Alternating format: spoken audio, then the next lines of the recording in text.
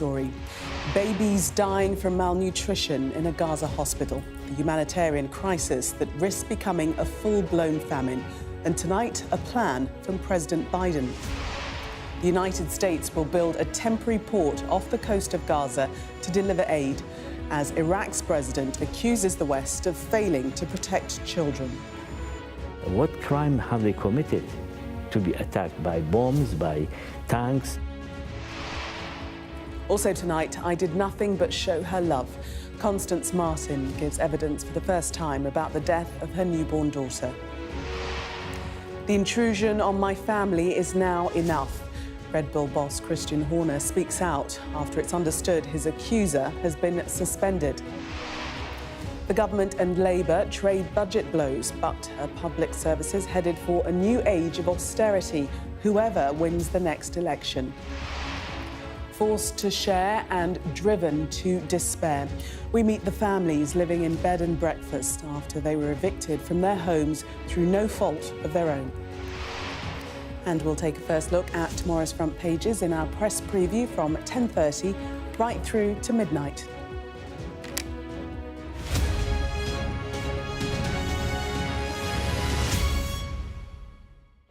Good evening. For weeks, the United States and its allies have been slowly shifting towards taking decisive action to alleviate the suffering of the citizens of Gaza. Wholehearted support for Israel became calls for restraint. Vetoes at the United Nations became proposals for a temporary ceasefire to enable aid to get in.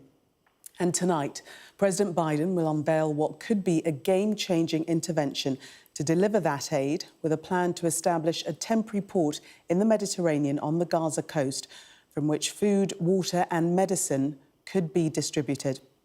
We'll have more on the president's plan in a moment, as well as a stinging rebuke to the West from Iraq's president.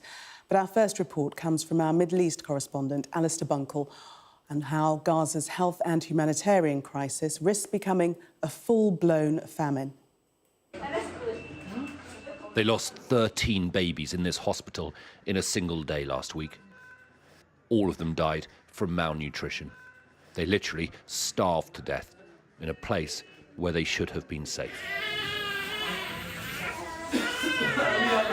Another baby died from lack of oxygen because the hospital's solar panels have stopped working.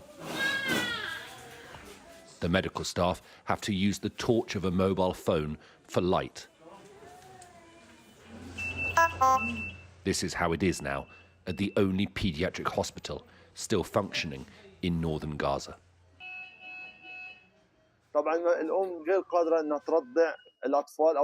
The mothers cannot breastfeed and boost their baby's immune system due to them suffering from malnutrition themselves. So how can they breastfeed their babies? Nothing can substitute breastfeeding for babies under 1 year. This is the most difficult thing we encounter with the children. Hundreds of thousands of people remain in northern Gaza. This is the daily scramble for the little aid that is getting there. There is no sign of authority or order. It's chaos. But in a frank admission, the Israeli body which controls the Gaza border has told Sky News that more crossings could be opened for aid directly into the north if the Israeli government gave the order. If they were to make such a decision, then we would find a way to facilitate their decision. But at the moment... So you could do it? If you were given the orders or the instructions to do so, that could happen? If the directive came from the government, then COGAT would find a way to fulfill that mission, as we've done with many different humanitarian initiatives throughout the war. In southern Gaza, children queue with their pots for a helping of beans scooped from a barrel. For many of them, it will be the only meal they eat in the day. It's no longer just the war they're running from. Hunger stalks them. A famine is looming. And this is Rafah, where the Israeli military wants to invade next. Every day there are people who die from starvation. Every day, children are taken to hospitals, but there are no services available. Because hospitals have no medicine, no beds, no equipment, no treatment, the situation is very bad. What aid? We're talking about a drop in the ocean. We're not getting aid. You see 1 or 2 trucks entering and think there is aid getting in? There is a growing disagreement between Israel and its closest allies. Stuck in the middle of that are millions of Gazans growing more desperate by the day. It seems that only a ceasefire now can bring an end to this misery. Alistair Bunkle, Sky News. Well, President Biden will announce his plans to help deliver aid to Gaza in his State of the Union speech tonight. Our US correspondent Mark Stone has more now on what the plan might look like and why the president has been compelled to act. It was just a week ago when America announced it would begin to drop aid from the air into Gaza. A last resort and a policy decision that reflected the enormity of the man-made crisis below. Now another shift. President Biden has ordered the American military to build a port down there, somewhere along Gaza's coastline. An announcement which raises more questions than answers. Because this is what that coastline looks like. This was 2 weeks ago. Gunfire and chaos as Gazans tried to gather for the little aid which is getting through. Quite how a port or even a temporary pier can be made here and aid safely distributed is not clear. The Americans say they would do it all without any of their troops being on the ground. The coordination point for what President Biden is calling an emergency mission will be Cyprus, just over 200 miles northwest of the Gaza coast. There is an existing port here in Gaza City. It's not operational. This is perhaps where the new temporary one will be put, but the details haven't been revealed. At the moment, aid to Gaza can only be brought in through these 2 crossings in the south, Rafah and Kerem Shalom. But all of it must be screened by the Israelis first. Erez in the north has remained shut for aid deliveries, but the Americans say they have now agreed with Israel for a crossing somewhere here to be opened soon. But an Israeli government spokesman said they are not impeding aid delivery. The Erez border crossing was the main crossing used by Hamas. They destroyed much of it when they came through butchering our people. The Kerem Shalom crossing is being used. The Nitzana crossing is being used to check at an incredible rate. We've got record amounts of aid that went through this week. Just south of Gaza City, the latest searches for survivors and for the dead. An overnight airstrike killed 16, say locals, among them 4 children and 5 women. But beyond this, it is hunger and disease, which is now killing people. There are numerous points where aid could cross into Gaza, like here, one of the gates in the fence through which we crossed with the Israeli military in November. It is through this gap and others that Israel has been bringing its troops and hardware in and out since the start of this war. And this is the port in Gaza City. In November, it is where Israel brought many of its troops in. America's port will, we're told, take weeks to build, weeks which the people here do not have. Mark Stone, Sky News in Washington. Well, Mark joins me live from Washington, D.C. But first, let's speak to our international affairs editor, Dominic Waghorn, who's in Jerusalem. And Dominic, is this plan from the Biden administration adequate for the scale of the crisis? Well, it's not if you take what the Israelis are saying at face value. What they're saying is that there's no problem getting aid into Gaza, to the edges of Gaza. They say there's more than enough aid that's gone into Gaza. The problem is actually getting it across Gaza, out to the people who need it, and it's the job of the UN and aid agencies to do that. Plenty of people who would say that that's not right, and they would dispute Israel's claims. But that's what Israel, as the occupying power of Gaza, is saying is the problem. And they're not prepared, it seems at the moment, still to use their military to get the aid to the people who need it, to get it to distribution points that they haven't set up, to get it to hospitals and the rest of it. So a port being set up with all the questions surrounding that, all the potential jeopardy from the American military, is still going to get to the aid to the edge of Gaza, and Americans have said they're not going to get boots on the ground. They're not going to get the aid out to the people who need it either, and the Israelis clearly aren't going to as well. So that fundamental issue is not being addressed. The Israelis have gone from the beginning in terms of dealing with the humanitarian situation and needs of Gaza from being vengeful and arguably quite vindictive at the beginning to more of a sort of incoherent, rather haphazard approach. But what they're not prepared to do is take responsibility of getting the aid directly to those people who need it. And now, just at a time where they do seem to be coming around to that as being a responsibility, the Americans are kind of taking the pressure off. But how long is it going to take for them to build this port? Weeks, potentially. The Americans are good at building these things, but they do it slowly. 93% of Gazans are facing critical levels of hunger, and they do not have that long to have to wait for the aid to get to them. OK, to Mark now. And Mark, is it likely to be domestic pressures that are potentially forcing the president to act in this election year? Well, I think it's no coincidence, Gillian, that President Biden has chosen to make this announcement today, because tonight in that building on Capitol Hill, he will make his State of the Union address, an important moment, a primetime moment every year for a president. But this year, and for this president, it is more important than ever. It's being described even by his own side as his make or break moment, the moment where he can mould himself as the appropriate Democrat candidate for president in November. There are so many question marks over his appropriateness for president. And of course, one of those issues is the way he has dealt with crises abroad, whether it be in Ukraine or whether it be in the Middle East. On the Middle East, America seems to have been on the back foot at every stage, trying, they say, to persuade the Israelis either to back off a little, to take more care against civilians, to get more aid in. And yet they don't seem to have the ability to do so. And now this decision to build a port, it is really quite extraordinary. If you consider the fact that just north of Gaza, 30 or so miles, there are two cities. One is Ashkelon, one is Ashdod. Both of them have very big ports indeed. Aid could easily be brought into them from Cyprus and then driven down to Gaza and over the border there. But the Americans don't seem to have the ability or the willingness to be able to put enough pressure on the Israelis to do that, and they've resorted to building their own port inside Gaza, and we're not clear how long that will take. OK, Mark and Dominic, thank you both.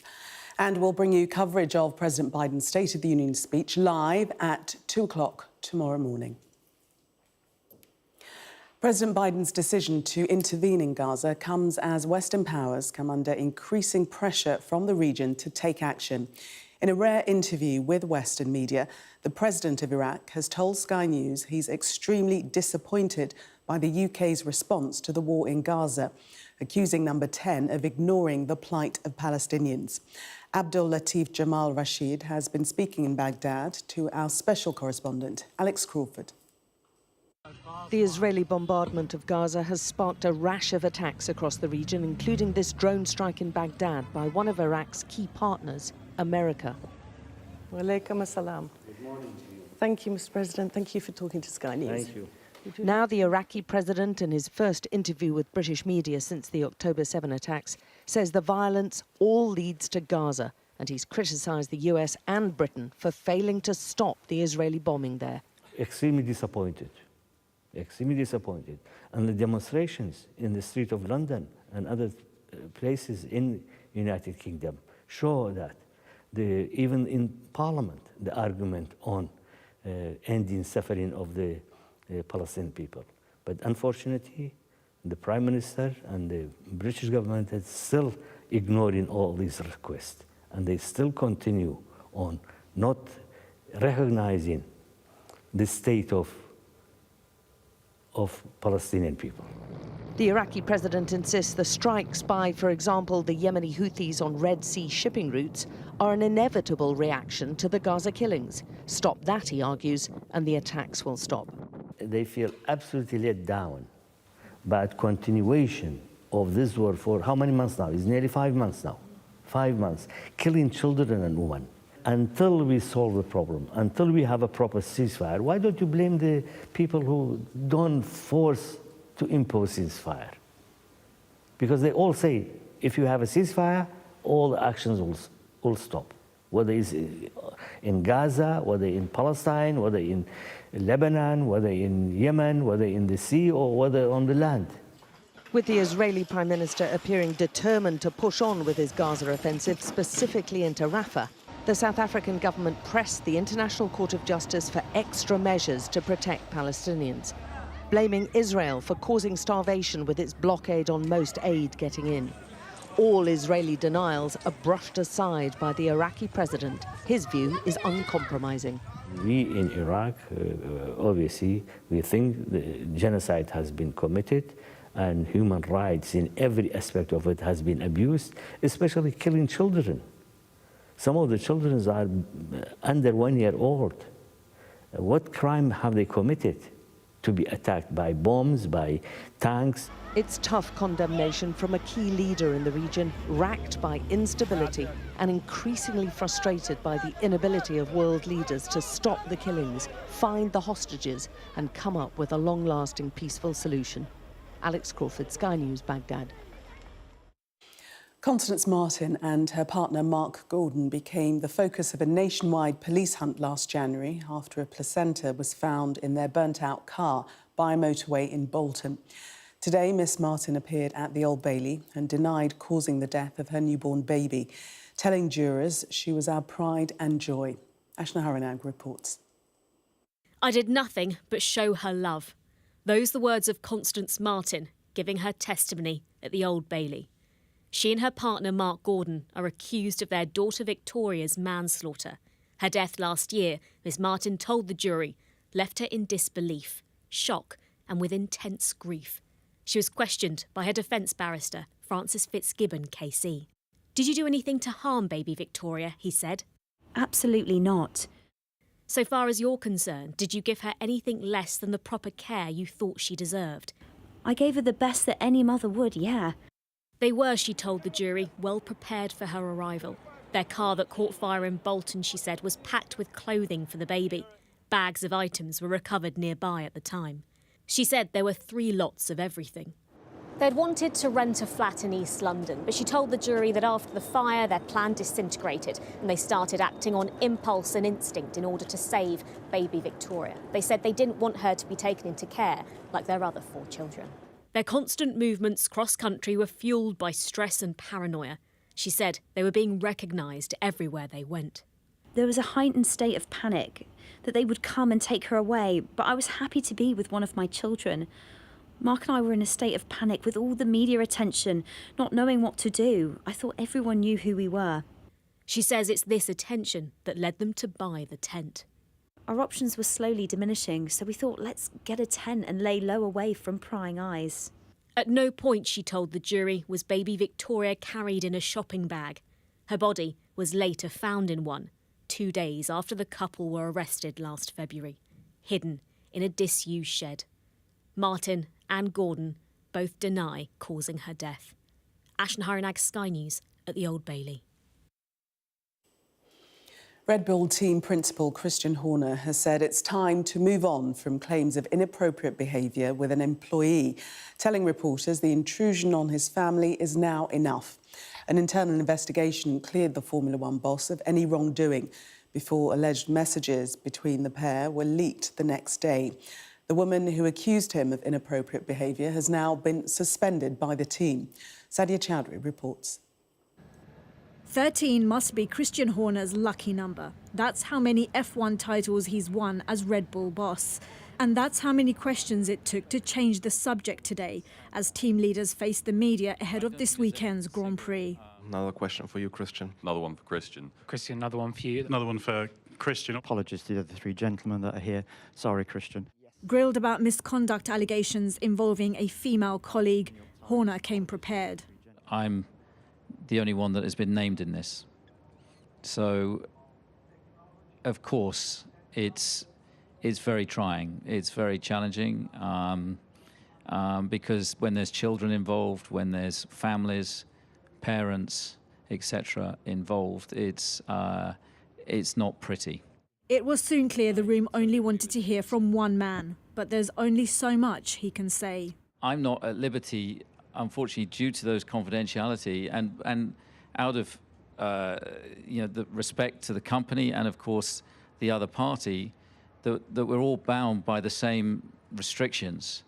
And so, even if I would like to talk about it, I can't because of those confidentiality restrictions.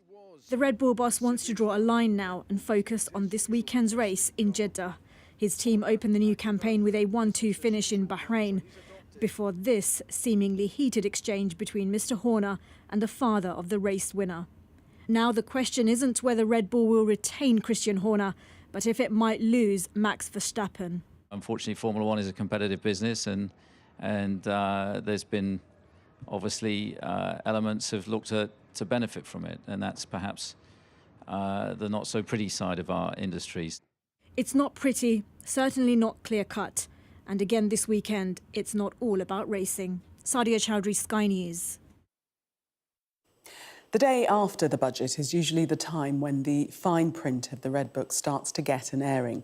And while the government and Labour traded blows over taxation and the proposed changes to national insurance, it's the future of public services and further potential deep cuts to some that could emerge as the issue that neither parties want to talk about ahead of the next election. Here's our economics and data editor, Ed Conway. Day two after the budget, we get a sense of what this really means for people when we get the analysis from various different think tanks, the post-mortem, as some people might call it. And one of the interesting things that's coming out at the moment is this.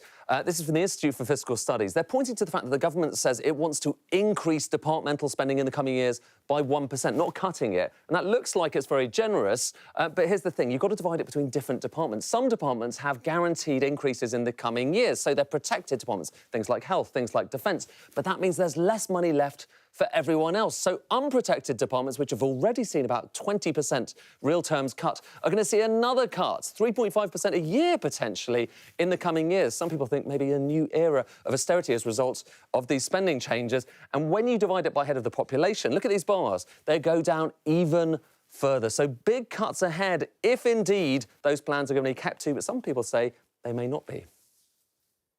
Government and opposition are joining in a conspiracy of silence in not acknowledging the scale of the choices and trade-offs that will face us after the election.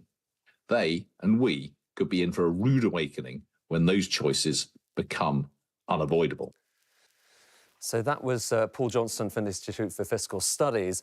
Another big question they've been looking at is whether you're going to feel better off or worse off as a result of all the different policies we've heard about, not just in the budget, but previously. This was before the budget, and what this is doing is basically showing you whether you're better off, anything above the bar, or lower off by different income groups, from the poorest through to the richest. And you can see before this budget, most people were slightly worse off as a result of the different policies, largely because those income tax thresholds have been frozen, so more people get dragged into paying higher tax.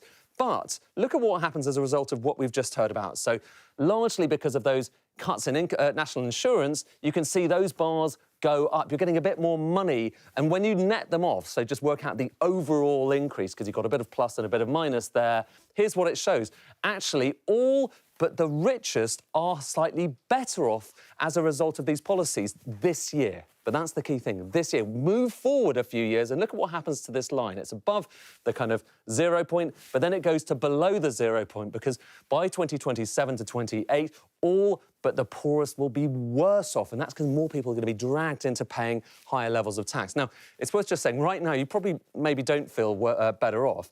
It's partly because the overall economy, so that leaving aside those changes there, the overall economy has really not been doing very well. This is showing you over different parliaments just how much increase there has been in your real household disposable income, the pound in your pocket, essentially. And you can see every parliament going back to the 1950s, it got higher. Things got better. But now look at what's happened in this parliament.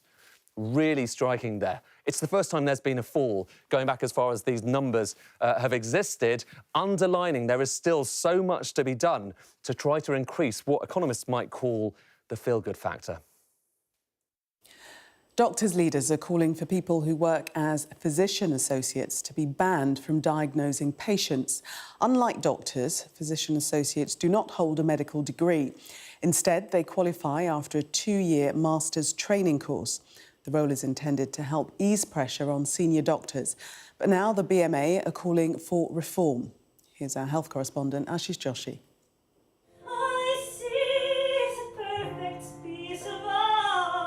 This is what Emily loved doing most. The promise she had, the potential, the talent, the creativity. She was a fabulous actor and singer, and she worked so hard all her life to achieve what she had. But Emily will never fulfill that promise. She died after a fatal blood clot was missed not once, but twice. Emily thought she was seeing her doctor, but, unknown to her, she had been misdiagnosed by a physician associate. They'd had to give her an antidote at the hospital to the propranolol. Yes. So Before the they death is started on wholly her. avoidable? Yes. Yes. Yes, that's what. And that compounds your grief? Yes, because it makes us feel even more guilty. The coroner's inquest into Emily's death said she would still be alive if she had been seen by a doctor and sent to A&E. What a PA can do with 2 years training and what is appropriate for a doctor to be doing. Emily's case has prompted the BMA to demand change. Physician associates are not trained doctors, it warns, and must be banned from diagnosing patients, or there will be more preventable tragedies. There is no guidance at the moment as to what PAs should and should not be doing, and that's potentially dangerous. Are you worried more patients might die? Or my patients may die. Tripti Chakraborty is a physician associate with 10 years' experience. She told me she totally rejects any idea that patient safety is compromised by her role. We are not a danger to patients. There are even before being regulated, there are many processes in place to ensure patient safety. So the NHS needs PAs because we've so many patients to see. We learn how to spot red flags as well, and that helps with us being safe. If we're not sure what to do, we will then escalate the care. The contentious issue has divided the medical community, but everyone agrees that there must never be another avoidable death like Emily's. Ashish Joshi, Sky News. The Scottish Government has announced a public inquiry into the police's handling of the murder of Emma Caldwell. Her relatives have been calling for the move after it took almost 2 decades for Emma's killer to be brought to justice. Police have apologised for failings in their investigation. The Prime Minister has defended his Science Secretary after it emerged she used taxpayers' cash to pay a scientist she'd wrongly accused of being a terrorist sympathiser. Michelle Donlan is being urged to repay the £15,000 used for the payment. But Rishi Sunak says the government was simply following convention when it comes to settling such issues. The number of families stuck in temporary accommodation for more than the legal limit has more than doubled in the past year. By law, families with children should not be housed in bed and breakfasts for more than 6 weeks, but in reality, thousands are. Sky's communities correspondent Becky Johnson has met 2 families who have been homeless for more than a year. And a warning, her report does contain references to suicide. This room in a bed and breakfast is all Leora has known. She's lived here with her sister and mother for a year and 10 months. For Rose, who's studying to be an air traffic controller, private rent here in South London is out of the question. She tries to make life as normal as possible for the children, but is concerned about the impact on them of being homeless in a hostel shared with drug addicts. They will just be blasting music and just doing whatever they're doing. And my kids are trying to sleep, but they can't sleep. It's crazy. You must worry for them. Oh, I worry more than anything. More than anything. By law, families with children shouldn't be in emergency bed and breakfasts for more than 6 weeks, but thousands are, and the number has more than doubled in the last year. Mary and her 2 children have been homeless for 15 months. This room in a B&B in Croydon is all they have, as they wait for the council to find them a house. Her teenage son has found it increasingly difficult. Then, in January, he tried to take his own life. We've changed his mother's voice to protect their identities. He just said, "Mommy, I just can't deal with it anymore. It's too stressful here. Every day, Mom, when are we moving?" Can't give an answer, so he decided to take something. Ended up in hospital for a week. How does that make you feel as his mum? It's like I let down my 2 children. Not only him, but I let down my 2 children. Mary works as a carer, They became homeless when the landlord of the flat they'd privately rented for 12 years had to sell. The government promised to ban so-called no-fault evictions, yet they're still happening and the numbers are increasing. We were just going through the figures here. This landlady told us why. She put a house in West Sussex on the market because she was losing money on it. The mortgage payments were £154 a month. They've now gone to £700 a month. Sadly, I had to make a young mother and 2 young children, a no-fault eviction.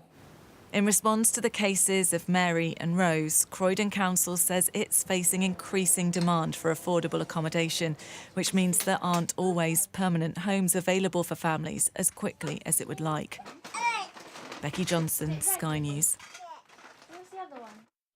And if you've been affected by any of the issues highlighted in that story, you can contact the Samaritans through their helpline 116 123 or email joe@samaritans.org. Well, that was Sky News at 10. Coming up, we'll take a first look at tomorrow's newspapers in the press preview. Tonight, we're joined by the economist and broadcaster Steve Richards and the former Conservative Special Advisor Salma Shah.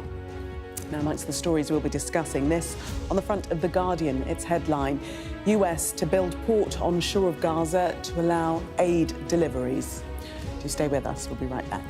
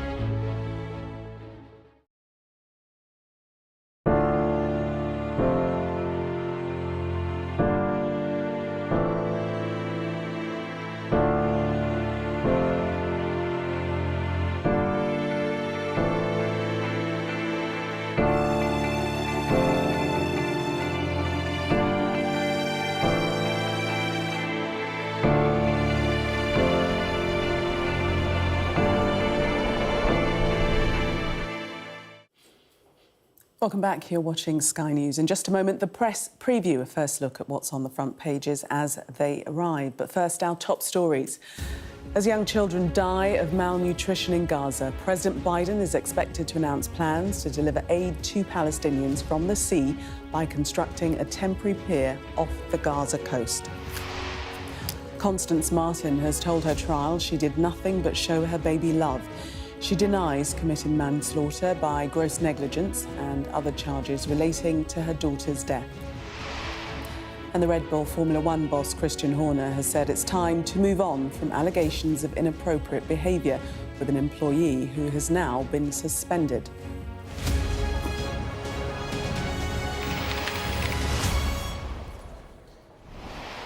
You are watching the press preview, a first look at what's on the front pages as they arrive. It's time to see what's making the headlines with economist and broadcaster Steve Richards and the former Conservative Special Advisor Salma Shah. They'll be with us from now until just before midnight. So let's see what's on some of those front pages for you now. The Guardian reports on US's plans to build a temporary port on the Gaza shoreline to allow humanitarian aid deliveries. London is now a no-go zone for Jews, writes The Telegraph. The Eye says both Labour and the Tories are under pressure to reveal where spending cuts will be made before the election. The Financial Times hears that following yesterday's budget, the Chancellor, Jeremy Hunt, is scrapping a £200 million scheme assisting local authorities with social housing. The Express speaks to Kemi Badenoch, who says Brexit has reignited the UK's trade standing in global markets worth billions of pounds. The Daily Mail reports on the military facing a record shortfall between what is expected of it and what the MOD can afford as global threats increase. Doctors will use the NHS app to monitor patients' step counts as part of a government plan to tackle unhealthy lifestyles. That's on the front of the Times. The Metro leads with the testimony of Constance Martin at her trial for the alleged manslaughter of her newborn daughter. The headline, "I did nothing but show my baby love." Red bullish. The Sun focuses on Christian Horner's comments following the suspension of his accuser from the team. And the Star looks at how Costa charges the same amount for a sausage bap as before, despite reducing the amount of meat inside. And a reminder that by scanning the QR code you'll see on screen during the programme, you can check out the front pages of tomorrow's newspapers while you watch us. And we are joined tonight by Steve Richards and Salma Shah. Welcome again to both of you. Let's start with the front page of The Guardian and this remarkable development with President Biden suggesting that he will, there's to be an announcement, we believe, at the State of the Union address tomorrow morning, that there will be a temporary port built along the Gaza shoreline to help get aid, much-needed aid, into Gaza. It's quite an extraordinary move, isn't it, Salma? It's incredible, and when you read the details of the stories, you understand how massive the logistical challenge is, not only because there are obstructions from the Israeli Defence Force for the aid that's going in by trucks, but also the checks that would be required to give the Israeli government comfort that there isn't any kind of contraband that's going to be smuggled in through aid, which has always been the nervousness around Israel's reluctance to let aid pass quickly. David Cameron today was in Germany as Foreign Secretary talking about the fact that actually we do need to get a significant amount of aid in, and as the trucks aren't going to do it, this seems to be the US solution. I will just say, though, he's making this announcement at the State of the Union. The State of the Union is obviously the big set piece for the president in any given year. This is probably going to be a small part of what he does on the international stage because he's got so much to do domestically in an election year for him. Yes, and that point sort of has been made, that it is, as well as a desire to get humanitarian aid into Gaza, there's also the political statement that's being made by the president as well. Yeah, every word, it's like here, every word in an election year is framed with that election in mind. But having said that, it is interesting. The Guardian front page, which you put up, there's a quote from a senior US official, as they are described. We're not waiting on the Israelis anymore. This is a moment for American leadership. There is a tone of impatience. And if you compare it to the beginning of all of this after October the 7th, where you had to really delve deep for hints of what Americans were thinking privately. Biden said at the beginning, don't make the mistakes we did in Iraq. Now, that was quite a coded message. Here they're saying, right, we've had enough, we've waited long enough, we're going to sort out this aid issue. Now, it's going to be complicated, it's not going to be done immediately, it's going to take some time. And some will say not before time, given the hell that Gaza has become. But it is the tonal way this is being presented, I think, is showing more overt impatience with the Israeli government than they have done up until now. But Salma, it's definitely, we've spoken of a change of tone previously. I mean, this is much more than a change of tone, isn't it? Yeah, it's taking active measures, but what's interesting is that it is addressing what is a huge humanitarian concern on the ground in Gaza, and it has been sort of building for a long time in terms of where the Israelis have been saying that they're going to move into, moving into Rafah, for example. You've covered this on this programme, as the news has progressed. And as Steve says, there is that tone of impatience, and the Americans have always been in support of Israel and the Israeli government's actions, and we all know about Israel's right to defend itself. But this has now become a humanitarian crisis of such magnitude that there are lots of people in these domestic audiences that are saying, what is our government going to do about it? Steve, let's move on to the eye and domestic politics. And the eye is accusing both the Labour Party and the Tories of refusing to explain how they might make cuts before the election. Yeah. So, in a way, the most stark reading of the budget is the projected spending plans after the election, which include, in effect, deep, real-terms spending cuts in most government departments. And this is in the context, and we're coming onto a front page of the FT soon, about councils going bankrupt, the NHS in crisis, public services on their knees. And actually, the projected figures, and none of the parties in this crazy pre-election tax and spend debate can be candid, suggest there's going to be further cuts. Now, whoever wins won't be able to implement them all, for sure. But we will not hear much about this or how they will raise money in the build-up to an election where it's all about tax cuts and reform and technology. All, incidentally, can play their part in service delivery. But so can investment. And it's so obvious, and voters recognise that we need it. And those figures suggest real terms cuts in most government departments after the election.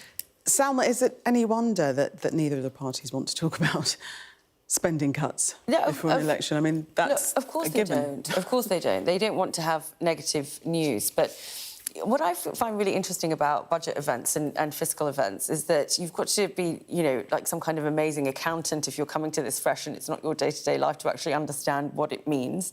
And I think you've got to go through a lot, and that's probably why Steve's here to help explain, what actually governments are thinking. I'm the last one called an accountant.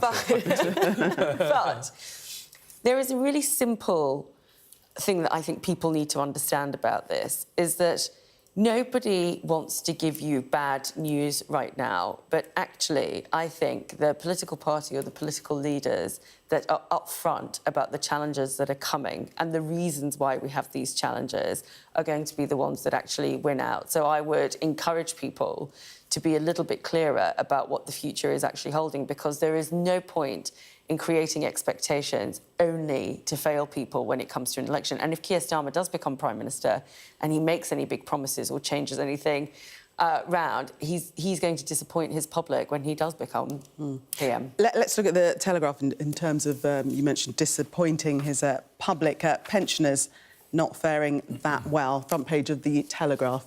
Yeah, it's interesting. Here we have a Tory-supporting newspaper on day 2 of the budget highlighting what they consider to be an unpopular element of the budget. So that in itself is quite interesting. The Telegraph is not wholly loyal to the Sunak leadership these days. And they focused on the fact, because, for example, the national insurance cuts help those in work, but not pensioners who pay income tax, as one example of several.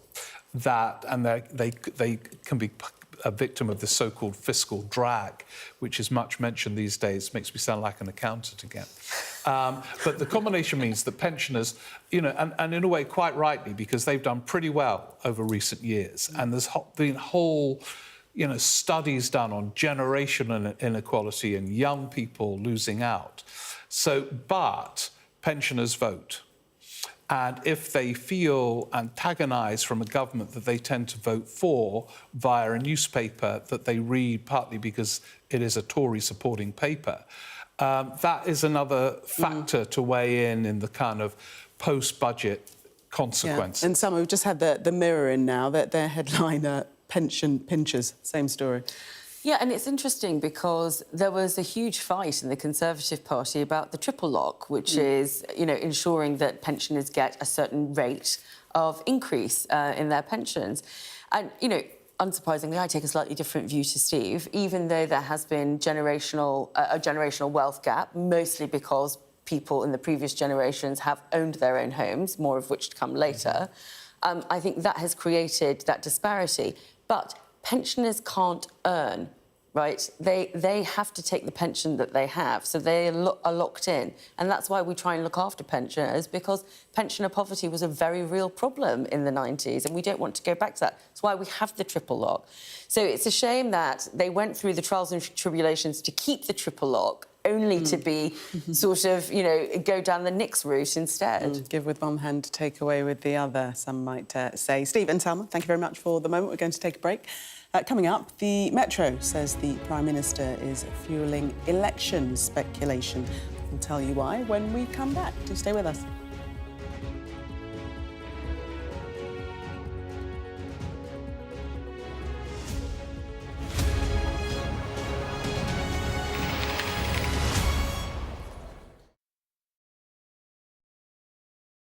Yes, so coral bleaching is when the coral itself becomes stressed due to changes in environmental conditions. So in this case, and normally due to an increase in sea surface temperature. And this coral becomes stressed and it loses what's called its zooanthenella, which are small algae cells which live within the coral itself. And those algae provide the coral with the majority of their energy.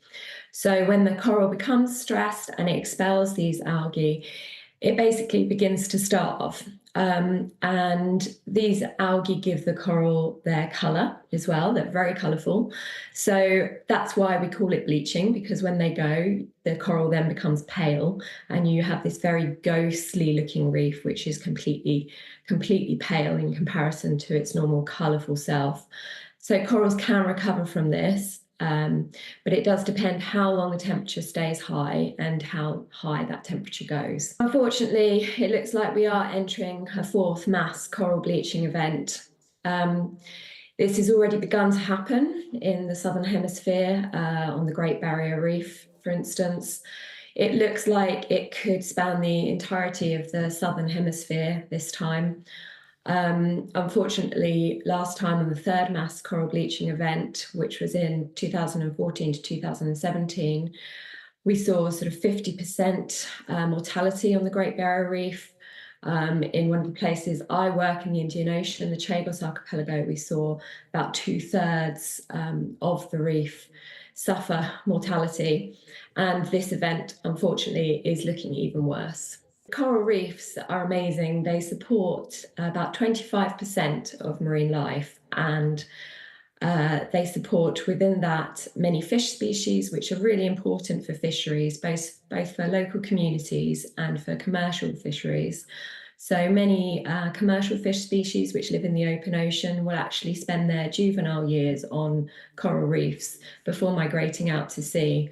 So they're very important for fisheries, which bring in billions of dollars a year, not to mention supporting the livelihoods of many small rural poor communities.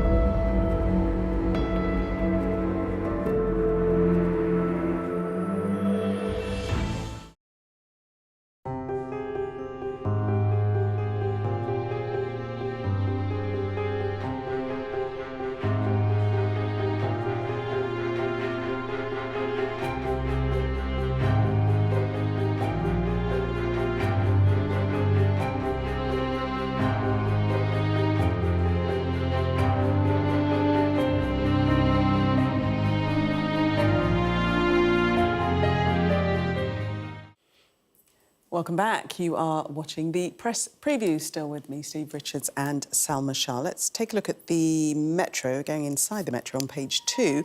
And they're suggesting that Rishi Sunak is fuelling election speculation. You don't say. Yeah. Does that mean he was asked about it?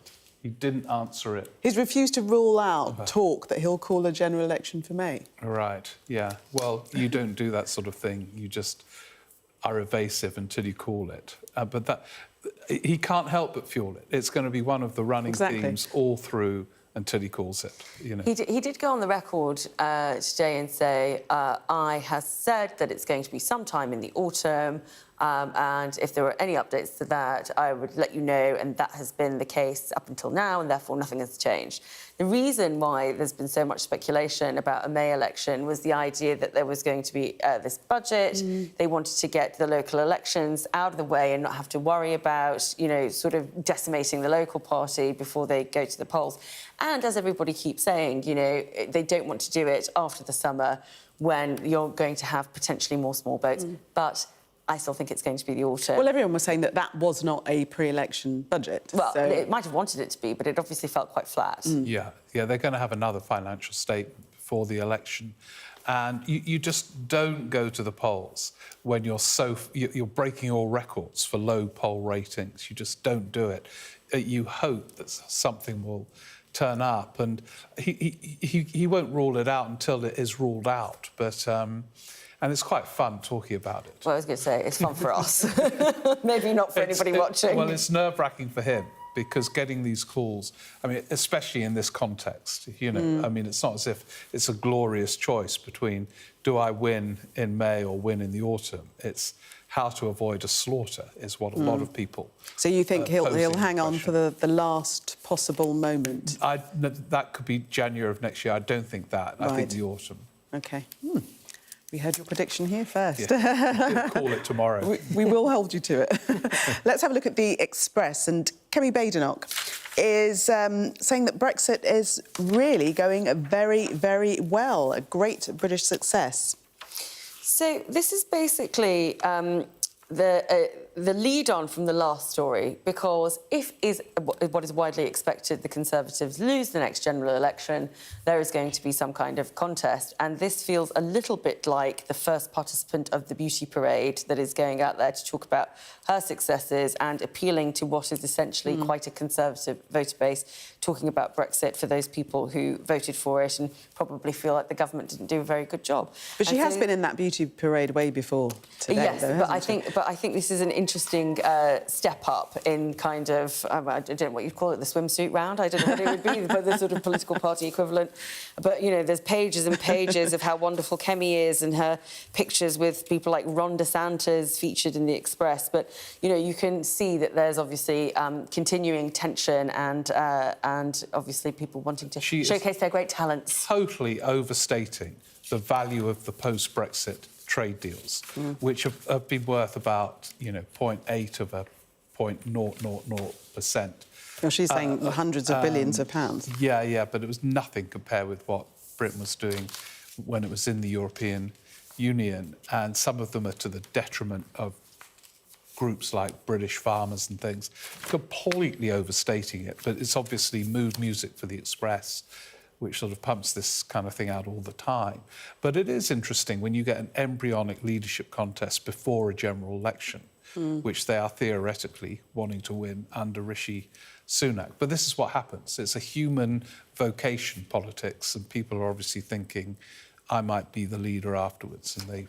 It's funny, though, it's history repeating, because I remember when I was a lass, when this happened in Gordon Brown's government, and you had various cabinet ministers standing up, like David Miliband. Remember him? We do remember. They've got to be very careful, as David Miliband showed. You can play it too hard, and they don't quite go for... Oh, we're finished. Have to go to the right guest. Get on to a very dramatic thought. Thank you very much for the moment. We can take a look at the weather. You'll be back in the 11. Warm memories wherever you go. The weather, sponsored by Qatar Airways. High pressure will continue to influence our weather until the weekend, when